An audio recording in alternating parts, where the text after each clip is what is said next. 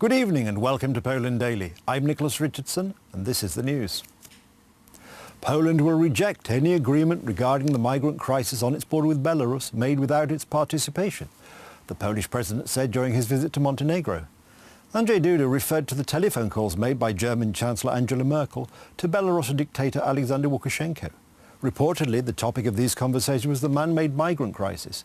Meanwhile, Polish soldiers and officers on the Belarusian border remain vigilant. Up to now, no big group of migrants has crossed the border, especially not by using force as has been happening in the past few days when there have been riots on the border. And I'm extremely grateful for that, to our forces, border guard, police and also soldiers who are supporting them, that they are fulfilling their responsibilities for our state and also the European Union.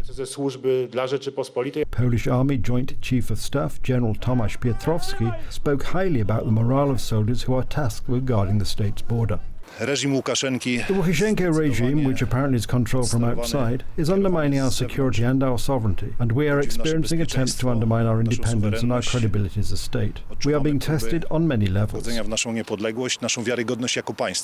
night after violent clashes on the border was not peaceful. Two groups tried to force the border. 50 people in Cheremcha and at least 100 in Dubice Chernikievna.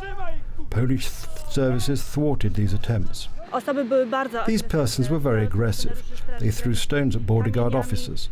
We were blinded with lasers and they used firecrackers. As a result of yesterday's attack on the Polish-Belarusian border, 9 police officers, a soldier and 2 border guard officers were injured. 2 people were taken to the emergency department. After specialist examinations at the hospital and a CT scan, it turned out that the wounds were not life-threatening, and it is worth mentioning the attitude of these police officers, because as soon as they found out that they could leave the hospital, they wanted to go to the border to support their colleagues. Deputy Minister of Interior and Administration, Maciej Wąsik, reported that buses had picked up migrants camped at the border and some people had left the camp. It seems that our police officers refused to allow the concept of creating a second Uznaj camp for migrants. About 2,000 migrants remain at the site of Tuesday's attacks on Polish soldiers and officers. Belarusian security forces took several hundred migrants to a new camp located inside the logistics centre warehouse in Belarus. The temperature inside the premises is at about 16 degrees centigrade, and migrants have access to food and water. Poland's Prime Minister has said that the regime of Aleksander Lukashenko spreads fake news as a part of hybrid warfare. Writing on Twitter on Wednesday, Mateusz Morawiecki also said that the situation on the Polish-Belarusian border was undergoing dynamic changes. He emphasised that only verified sources of information should be trusted, such as the granica.gov.pl website, and that people should watch out for fake news spread by the Lukashenko government. Let us not be divided and let us support the services who, on a daily basis, are defending the integrity of the Polish and EU border, he added. According to opinion polls, the Polish army, police and border guard enjoy strong support among citizens.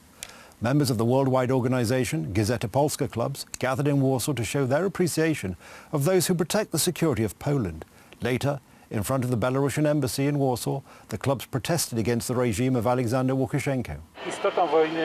Hybrid warfare is about information warfare. First, they attack the morale of soldiers and officers. Therefore, we not only want to thank those who risk their safety, but also respond to the propaganda attack on Poland in this most necessary way.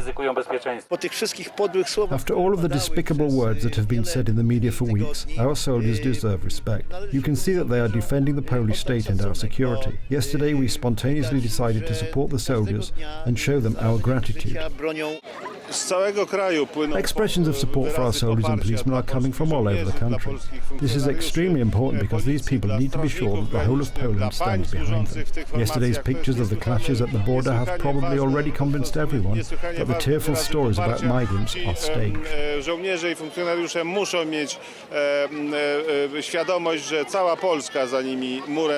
Residents of the Polish town of Hajnówka, located near the border with Belarus, are afraid of the migrant crisis unfolding nearby.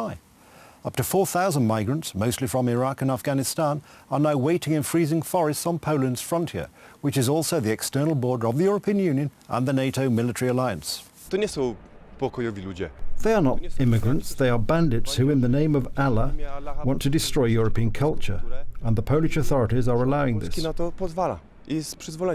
Polish army and police can often be seen driving through the streets of Chojnówka towards the state of emergency zone, a 3-kilometre wide strip of land along the border which is off limits to journalists, charities and non-residents. I'm starting to be scared because previously there were just police patrolling the corners, and now there are police and army in uniforms with masks and guns. A sign thanking the Polish army and officers for defending the borders was seen outside one of the many churches in the town.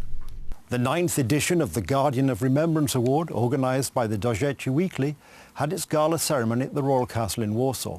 In the patron category, the award went to Poczta Polska S.A., while the Guardian of Remembrance 2021 statuette in the institution category went to the Rodzina Piaśnicka Association, an organisation bringing together families of victims of the German massacre in Piaśnica.